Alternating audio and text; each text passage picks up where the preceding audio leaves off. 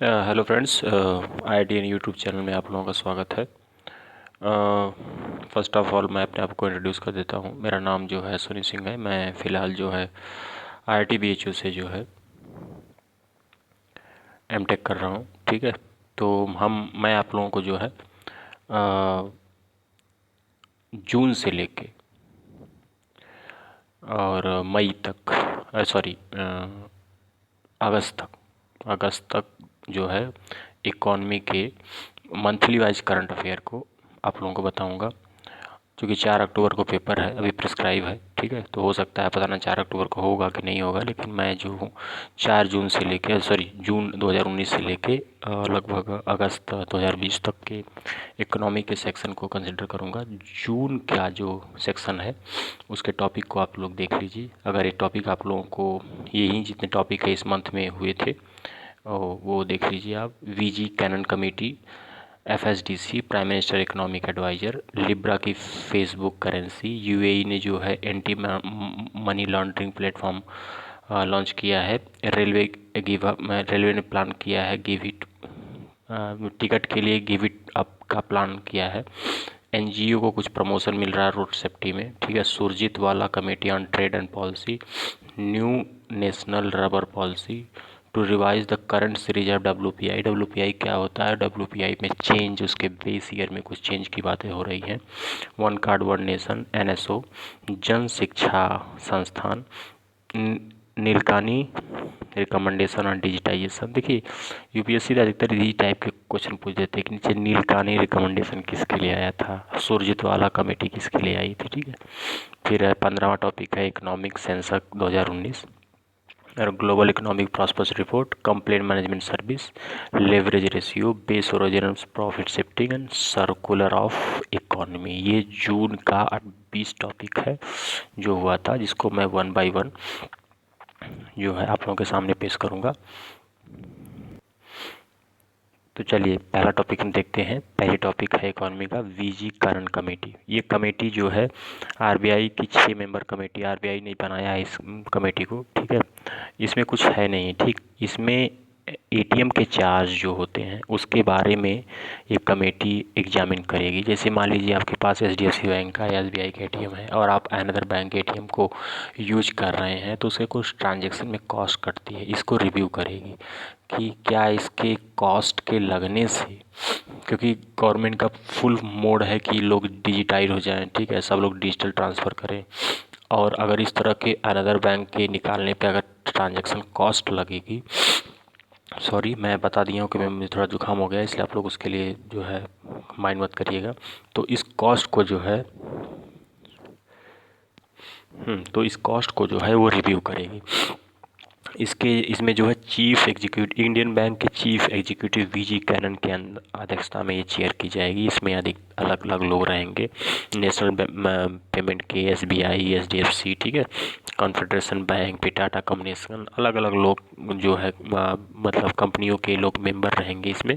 ये क्या एग्जामिन करेगी, मैं बता रहा हूँ ना, ये एग्जामिन करेगी revive existing pattern of cost. मतलब जो इस समय, जैसे कभी कभी आप SBI यूज करते हैं तो SBI कहता है कि मैक्सिमम 5 ट्रांजेक्शन अंदर से कर सकते हैं, मैक्सिमम 3 कर सकते हैं, और इसके बाद कॉस्ट कटेगी 3 रुपये या 5 रुपये या 15 रुपये पर ट्रांजेक्शन। तो ये रिव्यू करना चाहती है कमेटी, क्या ऐसा करने से लोग ऑनलाइन या मतलब इस तरह के मतलब ट्रांजेक्शनों पर क्या कोई प्रभाव पड़ रहा है, तो यही रिव्यू करेगी VG करंट कमेटी। तो क्वेश्चन UPSC इस तरह पूछ सकती है कि ये कमेटी किससे संबंधित है, तो ATM चार्ज एंड फी से संबंधित है।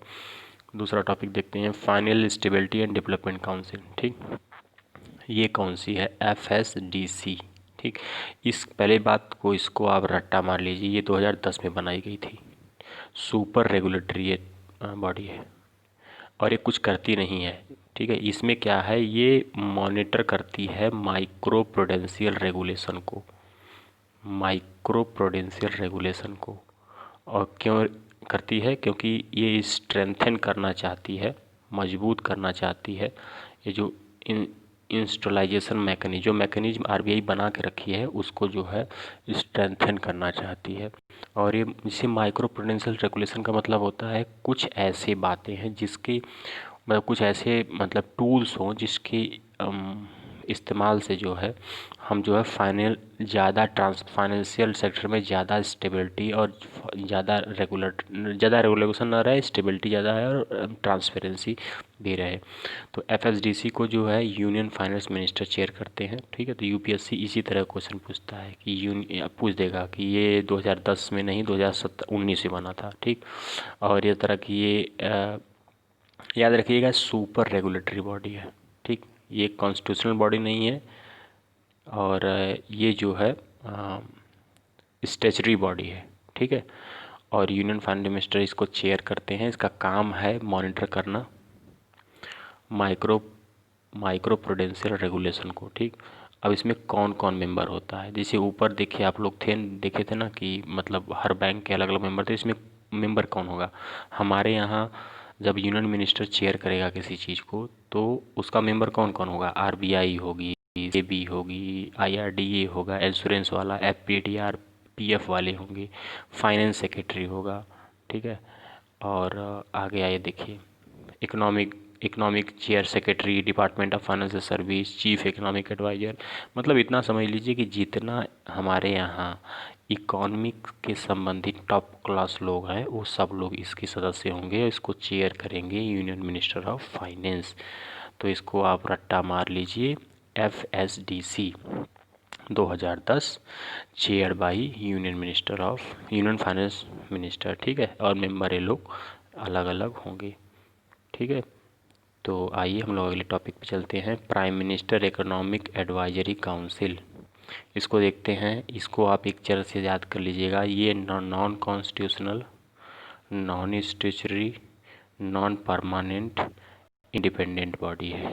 याद रखिएगा, यूपीएससी पूछे कि prime minister economic advisor committee ये स्टैच्यूटरी बॉडी, गलत है। कॉन्स्टिट्यूशनल बॉडी, गलत है। ठीक है, ये एक परमानेंट बॉडी, ये भी गलत है। मतलब एक तरह से ये टेम्पोरी वर्जन के लिए एक इंडिपेंडेंट बॉडी बना दी गई जो समय समय पे प्रधानमंत्री को इकोनॉमिक संबंधित ऑल क्रिटिकल मामलों इशू में, ठीक है, क्रिटिकल मामले क्या है, हर क्रिटिकल मामले में, जैसे मान लीजिए इन्फ्लेशन हो, ठीक है, मान लीजिए इन्फ्लेशन हो, ठीक है, एक्सपोर्ट इंपोर्ट चेंज हो, जीडीपी चेंज हो, इस पे सलाह देगी। ठीक है, और विवेक दोबरा इसके जो है इस समय चेयरमैन है।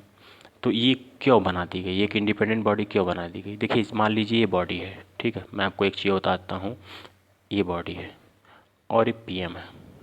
ठीक, तो पीएम समय समय पे इससे सलाह मांग सकते हैं, तभी ये को सलाह देगी। एक तरह से इंडिपेंडेंट बॉडी है। लेकिन इतना याद रखिएगा कि मान लीजिए ये पीएम है, अरे ये जो हमारी इकोनॉमिक एडवाइजरी कमेटी है और ये पीएम है, ये पीएम जब इनसे सलाह मांगेंगे इस कमेटी से तभी सलाह देगी। उसके अलावा भी ये समय समय पे रेगुलर मोड में सलाह देती रहेगी। तो यूपीएससी अगर इस तरह का क्वेश्चन पूछे कि ये मतलब सिर्फ सलाह मांगी जाती है पीएम या पीएमओ के द्वारा तभी ये सलाह देती है, तो ये गलत है, क्योंकि ये समय समय पे भी प्रधानमंत्री को सलाह देती रहेगी। अगला टॉपिक देखते हैं हम लोग, लिब्रा की फेसबुक करेंसी बहुत ज़्यादा न्यूज है। तो हम लोग देखेंगे लिब्रा की फेसबुक की लिब्रा करेंसी है उसको, आखिर फेसबुक ने इस डिजिटल करेंसी को क्यों बनाया है, उसका मैं कारण बता रहा हूँ। और उसका कारण ये है कि जो फेसबुक कह रही है कि ये जो लिब्रा है ये ग्लोबल करेंसी और फाइनेंशियल इंफ्रास्ट्रक्चर को देगी। उसका ये कहना है कि देखिए यहाँ पे लिखा है, फेसबुक क्लेम करती है कि 1.7 बिलियन लोग हैं जो फेसबुक तो यूज करते हैं लेकिन उनके पास अकाउंट नहीं है। तो जब बैंक अकाउंट नहीं है तो प्रॉब्लम ना करे, वो हमारी लिब्रा करेंसी को यूज करें एज ए बिटकॉइन की तरह। और ये फेसबुक ने क्रिएट किया है इसको। वहीं Facebook and new Facebook created version of blockchain encrypted technology use by bitcoin. जो बिटकॉइन में इनक्रिप्टेड टेक्नोलॉजी यूज होती है उसी का यूज करके इसको इसने बनाया है। और what is crypto currency, crypto currency आपको मालूम है कि ये इनक्रिप्टेड डिसेंट्रलाइजेशन और होती है जो करेंसी, और इसको ये करेंसी का transfer between peers and public ledger. देखिए इसमें एक प्रॉब्लम होती है, ठीक है। जो और क्रिप्टो करेंसी हुई हैं और जो बिटकॉइन है वो उसको कौन इनकोड करता है ये पता नहीं है, लेकिन फेसबुक का कहना है कि जो मेरी करेंसी है इसको हम कई लोग, फेसबुक हो गया, उबर हो गया, ठीक है, इसके बाद आपका जो है मास्टर कार्ड हो गया, ये सब कंपनियां बैक कर रही हैं। तो वो कह रही है कि हमारी जो लिब्रा करेंसी है वो एज बिटकॉइन करेंसी के कंपैरिजन में ये अच्छी है। उसका कारण ये है कि वो ये कहना चाहती है कि हमारी जो करेंसी है जिसको हम इसी ब्लॉकचेन टेक्नोलॉजी और इंक्रिप्टेड डिसेंट्रलाइजेशन के थ्रू कर रहे हैं, बना रहे हैं, इसको हम जैसी बड़ी बड़ी कंपनियां बैक करती हैं और इसको as a digital currency use किया जा सकता है। याद रखिएगा कि क्रिप्टो करेंसी जो है इंडिया में अभी भी लीगलाइज नहीं है। यूपीएससी पूछे तो इतना याद रखिएगा कि ये क्रिप्टो करेंसी इंडिया में अभी भी लीगलाइज नहीं है। और क्रिप्टो करेंसी बनाई कैसे जाती है मैं आपको बताता हूँ। जैसे बड़े बड़े कंप्यूटर होते हैं, उन कंप्यूटरों के अंदर बड़ी बड़ी कोडिंग की जाती है। बहुत पावरफुल कंप्यूटर होते हैं जिनको बहुत बड़े बड़े कोडिंग की जाती है, जिसकी वजह से बहुत ज़्यादा कार्बन डाइऑक्साइड का एमिशन होता है। बहुत बड़े बड़े सेंट्रलाइज हब होते हैं जो इन क्रिप्टो करेंसियों को लेज़र टेक्नोलॉजी के जरिए कोड करते हैं, ठीक है। तो ये कहना चाह रहे हैं लोग कि ऐसा करने से 22 mega ton of carbon annually जो है प्रोड्यूस होता है, ठीक है, और बहुत ज़्यादा पावर कंज्यूम होती है। ये एक तरह की अलग से प्रॉब्लम है ग्लोबल वार्मिंग के लिए। तो यदि ग्लोबल वार्मिंग आए तो उसमें क्रिप्टो करेंसी और ब्लॉकचेन टेक्नोलॉजी को भी कारण आप लिख सकते हैं। याद रखिएगा मार्शल आइसलैंड अलग से इंफॉर्मेशन है, उसने एक अभी भी डिजिटल करेंसी सोवरियन जो है लॉन्च किया है। और वेनेजुला एक ऐसी कंट्री है जो 2018 में पेट्रा एक क्रिप्टो करेंसी जो है लॉन्च कर चुका है, और ये पहली ऐसी कंट्री है जिसने ऑफिशियल अपनी जो है ओन क्रिप्टो करेंसी को लॉन्च किया है, ठीक है। आगे चलते हैं। UAE launch UN develop anti model mall. देखिए यूएई आप सब जानते हैं कि जो आपका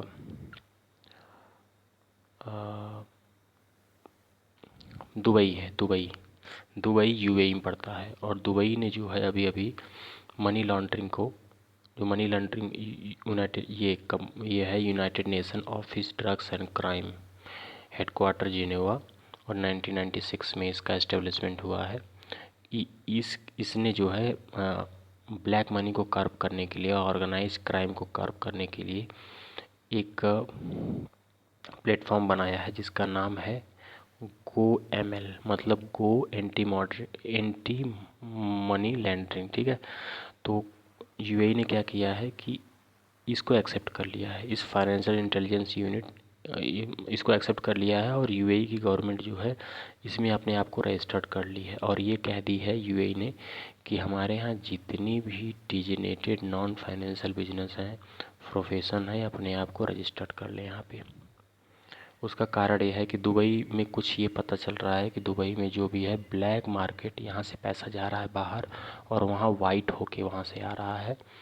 तो इसीलिए दुबई ने ऐसा किया है कि इंडिया, आप समझ रहे हैं कि इंडिया भी ऐसी इसमें जो है बहुत आगे है कि इंडिया के भी कुछ पैसा जो है हवाला के जरिए और ऐसे जा रहा है वहाँ पे वाइट होके आ रहा है। इसीलिए यूए ने इसको एक्सेप्ट किया है। The platform will prevent money laundering, financial terrorism और इलिसिट फाइनेंशियल एक्टिविटी, ठीक। आप यूएई को एक बार देख लीजिए मैप में।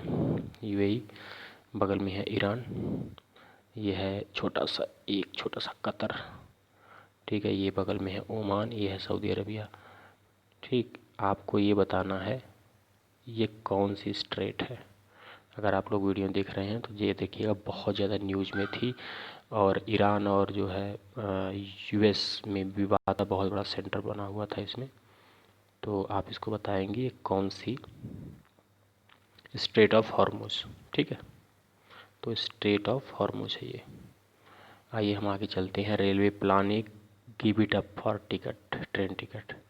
आप सब लोग जानते हैं कि गवर्नमेंट कहती है कि जो नॉर्मल टिकट है, पैसेंजर टिकट, ठीक है, उस पर हम सब्सिडी देते हैं। और उस सब्सिडी में क्या होता है कि 53% तो हम रिकवर कर लेते हैं टिकट से, लेकिन 47% उसको रिकवर करना पड़ता है किसी और ज़रिए से, माल गुड्स या जो दूसरे रेलवे के सोर्सेज से।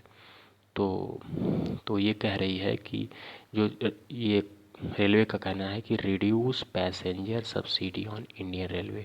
ये कहना चाहती है कि जैसे 2015 में एलपीजी के लिए आया था गिव इट अप, जिसमें जो लोग चाहते थे कि स्वेच्छा से वो सब्सिडी छोड़ दें, वहीं याद रखिएगा एलपीजी का जो ये सब्सिडी था वो वॉलेंट्री था, वहीं जो है वो रेलवे भी स्टार्ट करना चाह रही है। ठीक, अब आगे चलते हैं। 7वां है NGO for promotion of road safety. इसमें सिंपल सा है कि 2017 में, ठीक है, 2017 में ministry of road and transport and highway ने एक रोड सेफ्टी एडवोकेसी स्टार्ट किया था कि मतलब जो इंडिया में एनजीओ, ठीक है, रोड सेफ्टी को बढ़ावा देंगे उसको हम लोग पैसा देंगे। ठीक है, ये ministry of road transport and railway highway ने इसको लॉन्च किया था और लॉन्च करने का ईयर था 2017 एंड 18। ठीक है, तो लेकिन इसमें कंडीशन थी कि पहले इसमें पैसा नहीं दिया जाएगा। ठीक है ना, इसमें पहले पैसा नहीं दिया जाएगा और इसमें 203 एनजीओ को आइडेंटिफाई किया गया, जिसको ये लोग 5 लाख रुपए देंगे फाइनेंशियल असिस्टेंट के लिए, जो रोड सेफ्टी प्रोग्रामों को चलाएंगी। लेकिन उसकी एक कंडीशन है कि ये पैसा एडवांस में नहीं मिलेगा। ठीक है, ये नहीं कि आपको रोड सेफ्टी के जो प्रोग्राम है वो चलाने से पहले पैसा दे दिया जाएगा। गवर्नमेंट का ये कहना है कि इससे क्या हो, जो नॉन सीरियस एनजीओ हैं वो इसमें नहीं आएंगी। मतलब उनको ये लगेगा कि अगर हम पहले अपना पैसा खर्च करके या रोड सेफ्टी के लिए पब्लिक को अवेयर कराएंगे, उसको पता पैसा मिलेगा कि नहीं मिलेगा, तो लोग जो सीरियस एनजीओ हैं जो रोड सेफ्टी को प्रमोट करना चाहते हैं वहीं केवल जो है इसमें आएंगे। ठीक है, और this is educated safeguard to ensure proper utilization of fund. ठीक, नो एडवांस पेमेंट किया जाएगा, एडवांस पेमेंट नहीं रहेगा। और दर्पण पोर्टल पे इन एनजीओ को जो है खुद को रजिस्टर्ड करना होगा। आइए हम लोग चलते हैं आगे। तो नेक्स्ट टॉपिक है Surjit Bhalla committee on trade and policy. Union minister of finance और कॉरपोरेट अफेयर ने राज्यसभा को कहा कि हम एक कमेटी बना रहे हैं, ठीक है, जो ट्रेड एंड पॉलिसी के बारे में कुछ रिकमेंडेशन देगी। ये पॉलिसी जो बनाई गई है कमेटी, ये सुरजीत भल्ला के अध्यक्षता में बनाई गई है। इसने कुछ इंडिया के ट्रेड को बूस्ट करने के लिए कुछ रिकमेंडेशन दिया है, सेवरल रिकमेंडेशन। इसमें 3 रिकमेंडेशन प्राइम है। पहला, यहाँ पे देखिए आप, आइडेंटिफाई टैक्स रिफॉर्म। कुछ टैक्स रिफॉर्म देखिए, मैं जो बता रहा हूँ आपको की क्रक्स बता रहा हूँ, ठीक है, आप आराम से वीडियो देखिए, आपको अच्छे से समझ में आएगा। ठीक है, तो ये पहला रिकमेंडेशन है सुरजीत भल्ला की कि टैक्स रिफॉर्म में कुछ एक्सपोर्ट इंपोर्ट के टैक्स रिफॉर्म में बदलाव किए जाए, पहला यहाँ पे। दूसरा, एलिफेंट बॉन्ड को इंट्रोड्यूस किया जाए। कमेटी ने रिकमेंड किया एलिफेंट बॉन्ड को। ये क्या है मैं बता देता हूँ। जैसे मान लीजिए किसी आदमी के पास जो है कुछ अनडिस्क्लोज पैसा है, ठीक है, तो वो अनडिस्क्लोज पैसा जो है अनडिक्लेयर है, तो एक काम किया रहे वो कि वो 50% जो पैसा को यूटिलाइज करवाए केवल और केवल इंफ्रास्ट्रक्चर प्रोजेक्टों में। केवल और केवल, ओनली लिखा है, देखिए याद रखिएगा, 50% which will be utilize only for infrastructure project. इससे क्या होगा कि इंफ्रास्ट्रक्चर बूस्ट करेगा।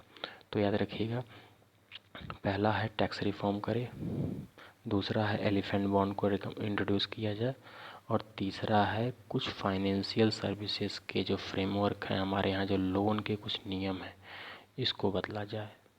ठीक है, तो सुरजीत भल्ला कमेटी की 3 रिकमेंडेशन बहुत है, इसको अच्छे से याद रखिएगा, क्योंकि जब आप मेंस भी लिखेंगे तो हो सकता है उसमें एक्सपोर्ट इंपोर्ट के, इंडिया में एक्सपोर्ट को बढ़ावा देने के लिए जो एमएसएमई गवर्नमेंट मिनिस्ट्री कर रही है, उसमें आप इस मिनिस्ट्री के सुरजीत भल्ला कमेटी के पॉइंट को भी आप लिख सकते हैं। ठीक है, तो आप एक बार देख लेंगे इसको, Surjit Bhalla committee on trade and policy. ठीक, तो अभी तक हम लोगों ने 3 कमेटी पढ़ी है। केजी मेनन पहला कमेटी, ठीक है, तो वो था एटीएम के चार्जेस पे। ठीक है, दूसरी कमेटी आप एक बार देख लीजिए, मैं आप लोगों को दिखा दूं ताकि आप लोग जो है उसको याद रखिए जितनी कमेटियां हैं। ये प्राइम मिनिस्टर, एक मिनट,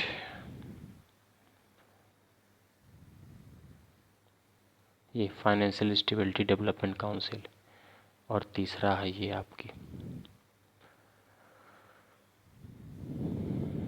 एक minute, Surjit Bhalla committee and trade and policy. ठीक, इसकी 3 रिकमेंडेशन हम आपको बता चुके हैं। आगे चलते हैं, national education rubber policy, sorry new age national rubber policy. ठीक, इसमें क्या है कि ministry of commerce and trade ने लोकसभा को बताया है कि हम एक नई पॉलिसी रबर के लिए लेके आ रहे हैं। ठीक है, डिपार्टमेंट ऑफ कॉमर्स इसको लेके आ रहा है मार्च 2019 में, अरे सॉरी मार्च 2019 में ये लेके आया था। तो इसमें क्या है कि नेशनल रबर पॉलिसी ये कुछ नेचुरल रबर के प्रोडक्शन के लिए कुछ तरह तरह का जो है रिकमेंडेशन देगी। उसमें कुछ रिकमेंडेशन है जिसको आप उसको डीपली इसमें तो नहीं दिया है, लेकिन आपको जो है मैं बता देता हूँ। और इस पॉलिसी में क्या है, कुछ लॉन्ग टर्म और शॉर्ट टर्म स्ट्रेटजी अपनाई जाएगी जिससे हमारे यहाँ रबर प्रोडक्शन को बढ़ाया जा सकते। टास्क फोर्स को गठित किया जाएगा जो इस रबर सेक्टर की प्रॉब्लम को मिटिगेट करे। ठीक है, उसको कमियों को दूर करे और रबर ग्रो को हमारे देश में बढ़ाए।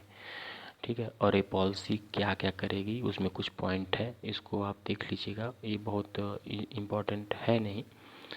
और रबर, नेचुरल रबर होता क्या है, नेचुरल रबर के बारे में बताया गया है कि natural rubber which is also call Indian rubber caoutchouc. ठीक है, caoutchouc consist of polymer organic, अच्छा इंडियन रबर को काउचाव बोलते हैं, ये ऑर्गेनिक कंपाउंड आइसप्रीन, ठीक, कुछ इम्प्योरिटी और वाटर होता है, इसी को नेचुरल रबर कहते हैं। याद रखिएगा, मैं फिर से रिवाइज कर देता हूँ। नेचुरल रबर को काचाव कहा जाता है, ऑर्गेनिक कंपाउंड आइसोप्रीन, सम इम्प्योरिटी अशुद्धियाँ, और कंपाउंड वाटर को मिक्स करके। आप सब जानते हैं कि जहाँ पे टायर प्लांट होते हैं वहाँ सबसे ज़्यादा वाटर को यूज किया जाता है। ठीक है, अब यही मेरे समझ में नहीं आ रहा कि एक तरफ तो गवर्नमेंट जो है जल के नीति के लिए लिमिटेड जल यूज करने की बात कर रही है, ऊपर से रबर पॉलिसी को बढ़ावा दे रही है, हमारे यहाँ टायर सेक्टर को बढ़ावा दे रही है, जिससे सबसे ज़्यादा हाईएस्ट वाटर जो है कंज्यूम होता है। लेकिन जो भी है मैं आपको बता रहा हूँ। ठीक है, थाईलैंड और इंडोनेशिया 2 ऐसी कंट्री हैं जो सबसे ज़्यादा रबर को प्रोडक्शन कर देती हैं, और इंडिया जो है चौथे नंबर का नेचुरल रबर प्रोड्यूस करता है, और दूसरा सबसे बड़ा दुनिया में कंजम्पशन है इंडिया का। ठीक है, आप सब जानते हैं यहाँ पे टायर इंडस्ट्री सबसे ज़्यादा जो है रबर को यूज करती है। आइए देखते हैं WPI, ये बहुत इम्पॉर्टेंट टॉपिक है, तो इसलिए जो है इसको ध्यान से देखिएगा। तो हम देखेंगे जो WPI का जो न्यूज़ है WPI के बारे में। WPI का जो एक्चुअली में जो है जो इसका बेस ईयर होता है वो 11-12 होता है। तो एक गवर्नमेंट ऑफ इंडिया ने एक वर्किंग ग्रुप को डिसाइड किया है, मतलब कंस्टिट्यूट किया, और उसने कहा है कि इस बेस ईयर को बदला जाए। याद रखिएगा, ये बेस ईयर 2017 में इंट्रोड्यूस किया गया था। ठीक है, इसको बदलने के लिए जो कमेटी बन रही है, जो ग्रुप बन रहा है, वो रमेश चंद्र जो है नीति आयोग के मेंबर हैं, उनकी अध्यक्षता में बन रही है। और वो एक्चुअली में क्या करेगी, अच्छा नोडल एजेंसी जो है वो देख लीजिए। कभी कभी ये कोई क्वेश्चन पूछता है कि WPI की जो एजेंसी कौन सी है, तो department of promotion and industry and internal trade, WPI यही जारी करता है। याद रख लीजिए, रट्टा मार लीजिए इसको। ठीक है, कि WPI को कौन जारी करता है, WPI को जारी करता है department of promotion and industry and trade.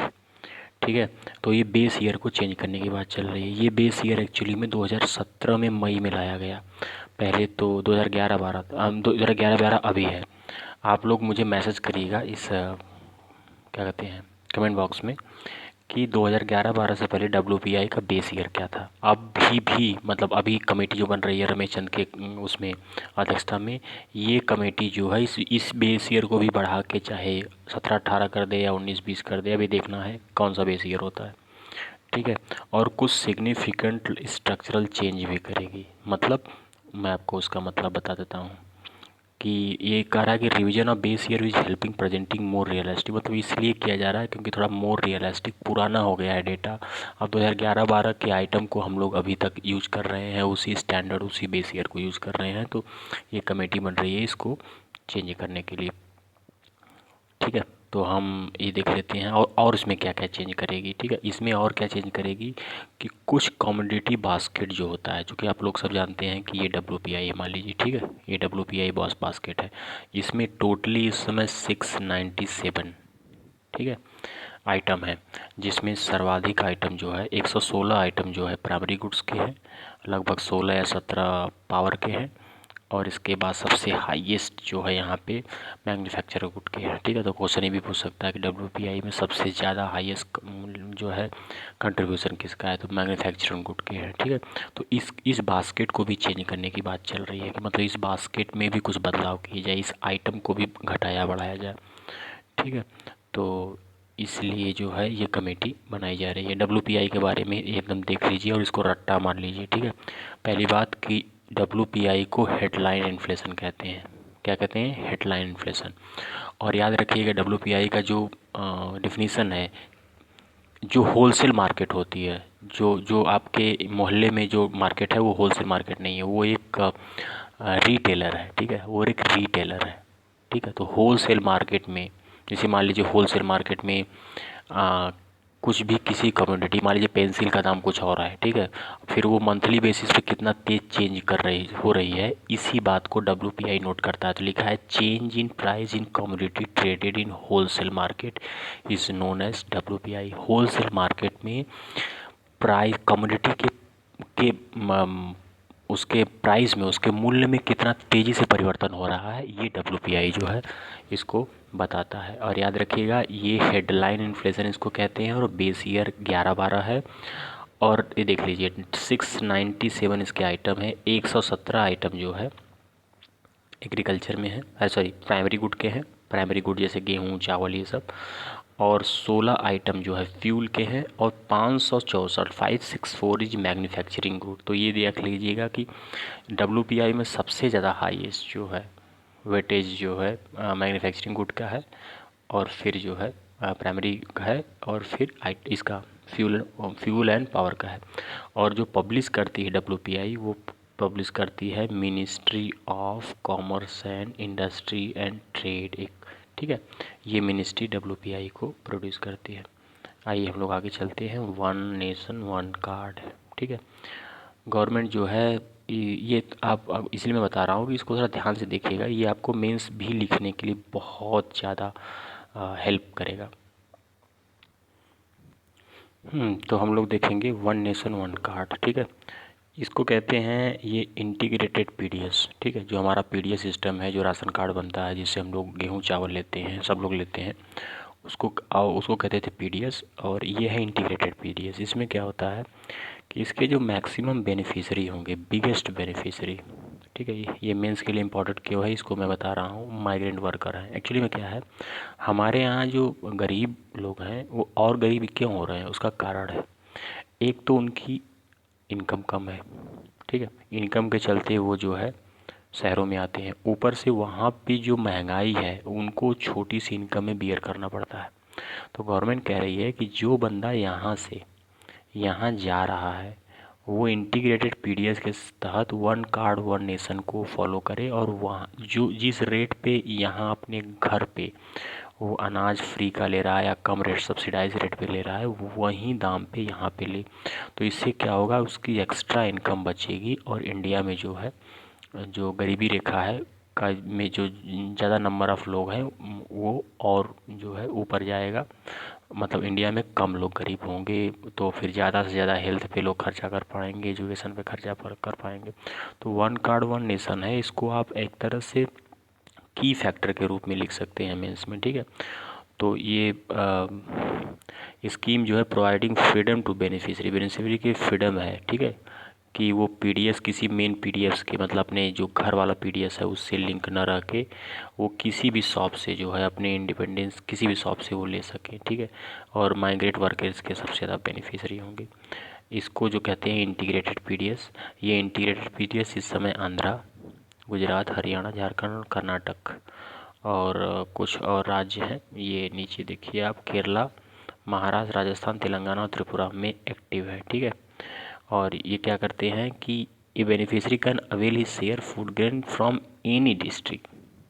ठीक है, तो गवर्नमेंट चाह रही है कि अदर स्टेट वाले भी इसको जल्द से जल्द इम्प्लीमेंट कर दें। ठीक है, इससे क्या होगा कि एक तो एक डिपॉजिटरी बनाई जाएगी, एक डिपॉजिटरी होगी जहाँ पे पूरे इंडिया भर का जो IDPDS का डेटा रहेगा। तो इससे क्या होगा कि एक तो डुप्लीकेट से जान बचेगी गवर्नमेंट की, डुप्लीकेट की वजह से जो बर्डन होता है उससे जान बचेगी।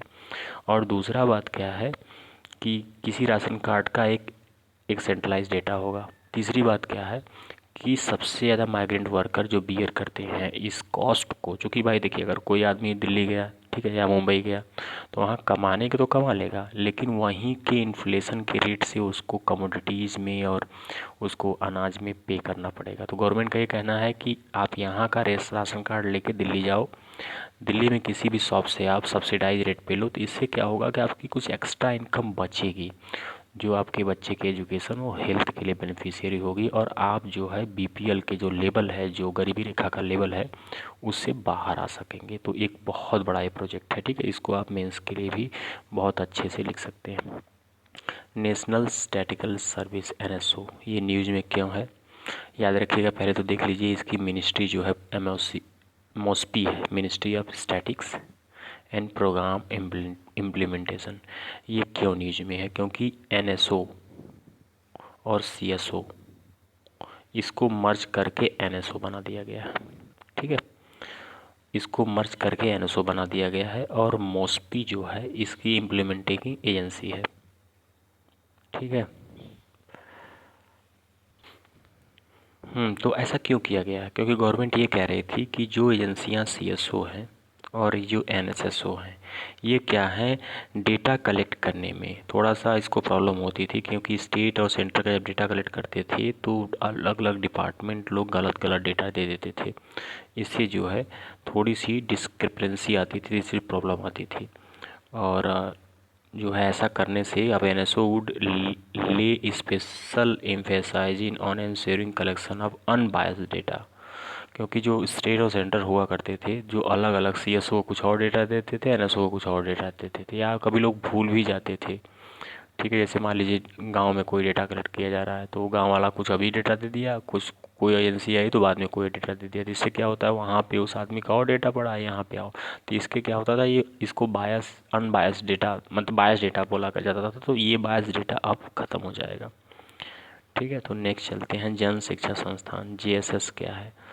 ठीक है, JSS जो है मैं आपको पहले बता दूं, JSS एक्चुअल में शुरू में MHRD मिनिस्ट्री के अंतर्गत था, इसको आप रट्टा मान लीजिए, जन शिक्षा संस्थान। ये इसमें न्यूज़ में क्यों है, क्योंकि जो SC ST के लड़के हैं, ठीक है, उनके लिए वेव ऑफ कर दिया गया है जो फीस, जो वो वोकेशनल ट्रेनिंग लेंगे।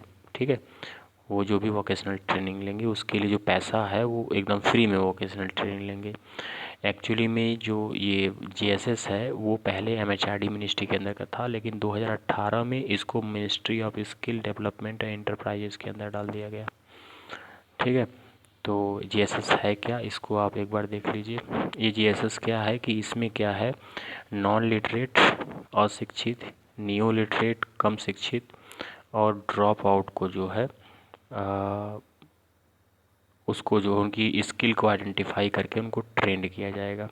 पहले क्या था, पहले इसका नाम ये JSS एजुकेशन में 1967 में लॉन्च किया गया था। यही क्वेश्चन UPSC हो सकता है पूछ दे कि 96 इन JSS के बारे में which are the following statement is correct और नॉट करेक्ट, कुछ भी पूछ सकता है। ठीक है, इसका 1967 में जब लॉन्च किया गया था तो उसका नाम श्रमिक विद्यापीठ था। ठीक है, तो हाँ, संस्थान है यूनिक लिंक रिकरेंसी वैक्सीनेशन।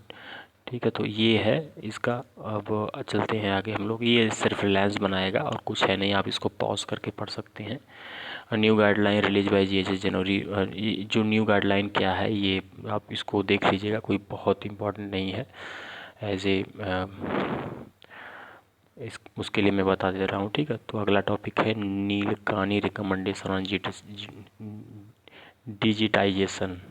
ठीक है, तो मैं 3 कमेटी बता चुका हूँ अब तक आप लोगों को, ठीक है। ये तीसरी कमेटी है। पहली कमेटी थी एटीएम के ट्रांजैक्शन चार्ज पे, दूसरी कमेटी थी एक्चुअली मुझे याद नहीं आ रही, और तीसरी कमेटी ये है नीलकानी रिकमेंडेशन ऑन डिजिटाइजेशन। नंदन नीलकानी जिसको अपॉइंटमेंट किया गया है आरबीआई द्वारा, उन्होंने कुछ डिजिटल पेमेंट को प्रमोट करने के लिए वो रिकमेंडेशन दी हैं। जो लोग मेंस लिखेंगे उसके लिए बहुत है, इसको रट्टा मार लीजिए। इसको बहुत इम्पॉर्टेंट है कि हमारे यहाँ डिजिटल पेमेंट को प्रमोट करने के लिए क्या क्या रिकमेंडेशन हो सकती है। तो हम नंदन नीलकानी के रिकमेंडेशन को लिख सकते हैं। पहली सिंपल सी बात की वो रिमूवल ऑफ ट्रांजैक्शन चार्ज। पहली बात कि ट्रांजैक्शन चार्ज को रिमूव किया जाए, ठीक है।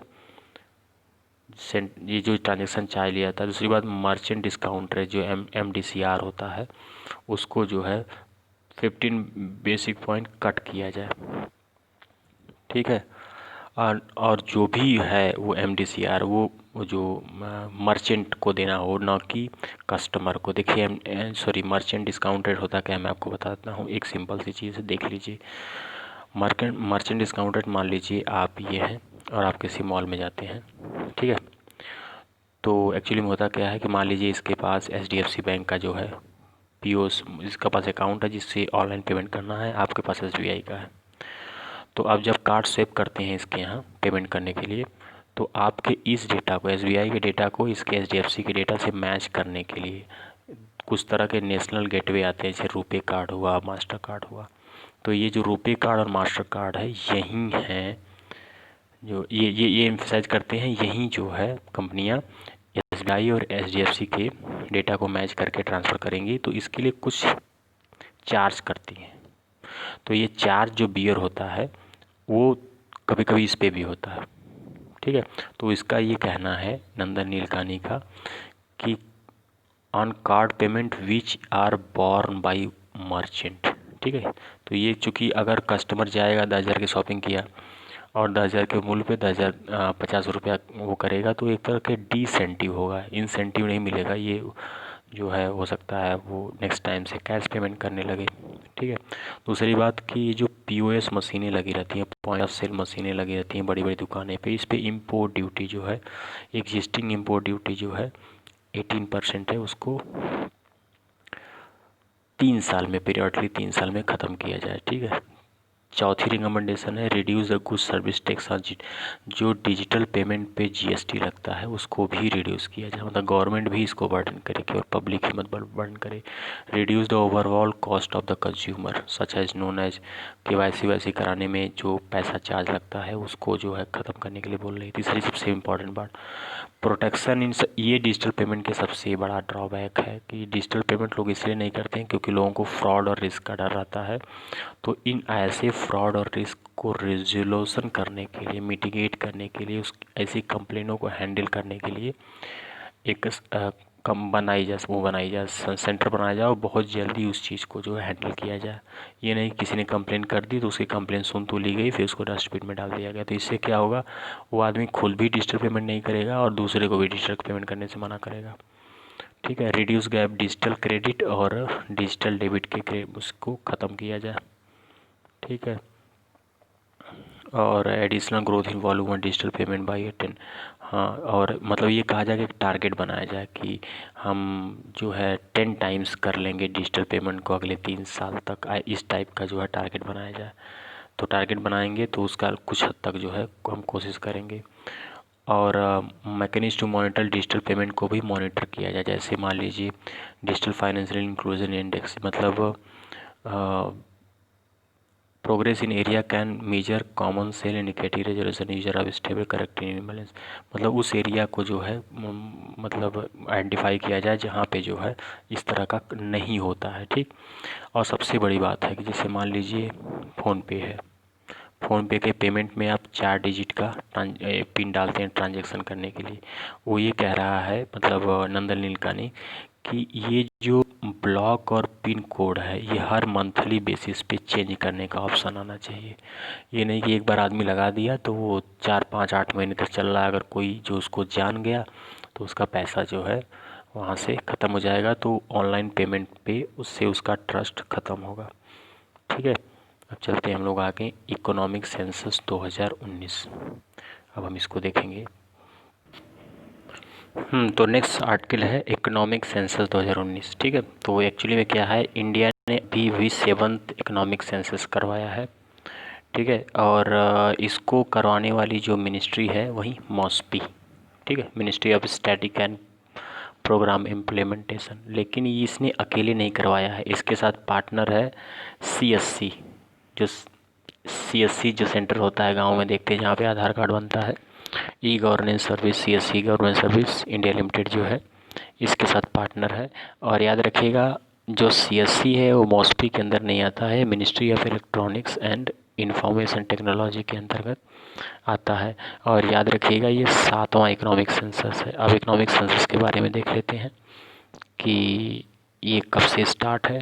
ठीक है, तो इसमें एक्चुअली में क्या है, economic census completed count of all economic establishment. India में जितने भी इकोनॉमिक इस्टेब्लिशमेंट हैं सबको काउंट कर किया है इस बार उसने, विद इन वही जोग्राफिक लोकेशन। ठीक है, वो सिंपल सी बात है। ठीक है, तो ये देखने की कोशिश की है। अब देखिए एक्चुअली में क्या है कि इकोनॉमिक सेंसस के बारे में देख लीजिए। बाकी EC provide this integrated information various operational institute, मैंने कहा था वो तरह तरह के जो हमारे इंडिया में इकोनॉमिक इस्टेब्लिशमेंट है उसको जो है पता करने के लिए, उसको काउंट करने के लिए ये बना हुआ है। एक्चुअली में 1977 में 1977 में फर्स्ट टाइम इकोनॉमिक सेंसस कराया गया, दूसरा इकोनॉमिक सेंसस 1980, तीसरा 1999। ये मैं क्यों बता रहा हूँ, ये मैं इसलिए बता रहा हूँ क्योंकि आप ये देख सकते हैं कि अगर यूपीएससी ये पूछते कि economic section started in 1977 and it's every 3 years, after every 3 years it will be operated, तो ये गलत है। ठीक है, ये इसलिए मैं बता रहा हूँ क्योंकि इकोनॉमिक सेंसस 7th हो रहा है 2006 हुआ, 6 हुआ 2013 में, तो ये इरेगुलर बेसिस पे होता है। ठीक है, तो इसको आप हमेशा याद रखिएगा। चलते हैं नेक्स्ट आर्टिकल की तरफ। नेक्स्ट आर्टिकल है global economic prospect report release by world bank. ठीक है, world bank global economic prospect report निकालता है। इसमें इंडिया की जो फॉरकास्ट की गई है जीडीपी वो 7.5% पर एनम है, और ये उन्होंने फॉरकास्ट किया है 19, 20 और 21 के लिए। ठीक है, और इतना देखिए, इसमें जो है इंडिया की जो जॉबलेस डेटा को है उसको कंसिडर नहीं किया गया है। लेकिन वर्ल्ड बैंक की मतलब जो डेटा है इसको याद करिए, करके रखिएगा, ग्लोबल इकोनॉमिक प्रॉस्पेक्ट रिपोर्ट, क्योंकि ये कहीं ना कहीं मेंस के राइटिंग में कोट किया कर सकते हैं आप। ठीक है, कि वर्ल्ड बैंक ने जो अभी जीईपी रिपोर्ट निकाली थी उसमें 7.5% 19, 20 और 21 के लिए हुआ है। लेकिन आप सब जानते हैं कि अभी जिस तरह का पैंडमिक फैला हुआ है कोविड-19, इस वजह से इंडिया की जो जीडीपी है वो नेगेटिव हो रही है। ठीक है, तो एक जीईपी रिपोर्ट हो गई इसकी वर्ल्ड बैंक की, और ये सामने जितनी रिपोर्टें दिख रही है ये भी वर्ल्ड बैंक जो है रिलीज करती है। जो इम्पोर्टेंट है उसको आप देख लीजिए। World and ease of doing business, जो यूपीएससी के हमेशा टारगेट पर रहता है, हमेशा पूछता है। World development report, ease living index and universal health coverage index, ये 4 टॉपिक जो है, 4 रिपोर्ट है, इसको ज़रूर याद रखिएगा। Ease of doing business, world development report, ease of living index और यूनिवर्सल हेल्थ कवरेज इंडेक्स, ये 4, और एक GEP global economic prospect report, ये वर्ल्ड बैंक 5 रिपोर्ट निकालती है, इसको आप ध्यान रखिएगा। चलते हैं हम लोग अगले आर्टिकल की तरफ। ठीक है, अगला आर्टिकल है कंप्लेन मैनेजमेंट सिस्टम। तो कंप्लेन मैनेजमेंट सिस्टम ये सिंपल सा कुछ है नहीं, आरबीआई ने है एक सिंगल विंडो ओपन किया है कि अगर कोई भी पर्सन किसी भी commercial bank, urban cooperative bank, non financial NBFC के खिलाफ अगर कोई कंप्लेन करना चाहता है तो ये सिंगल विंडो दिया है कि आप इसके खिलाफ जो है वो है कंप्लेन कर सकते हैं, और इसको हम बहुत जल्दी जो है रिट्रेसल करेंगे इस ग्रीवेंसेस को। ठीक, तो कुछ इम्पोर्टेंट नहीं है, लेकिन ये वाला आर्टिकल लेवरेज रेशियो ये बहुत इम्पोर्टेंट है। आरबीआई ने अभी अभी लिवरेज रेशियो में कमी की है। ये लिवरेज रेशियो होता क्या है, ये बेसल्स नॉर्म 3 के अंतर्गत आता है। याद रखिएगा, बेसेल्स नॉर्म 3 के अंतर्गत इंटरनेशनल जो लीवरेज रेशियो है 3.3% है, लेकिन इंडिया में कुछ ज़्यादा ही बनाया गया क्योंकि बैंक को प्रोटेक्ट किया गया। अब इस समय जो है मेन बैंकों के लिए 3.5% और जो कोऑपरेटिव बैंक है उनके लिए 4% अभी भी घटाने के बावजूद लीवरेज रेशियो रखा गया है। गवर्नमेंट का कहना है कि पहले शायद ये 4% और 4.5% था, अब ये लीवरेज रेशियो को कम किया गया है।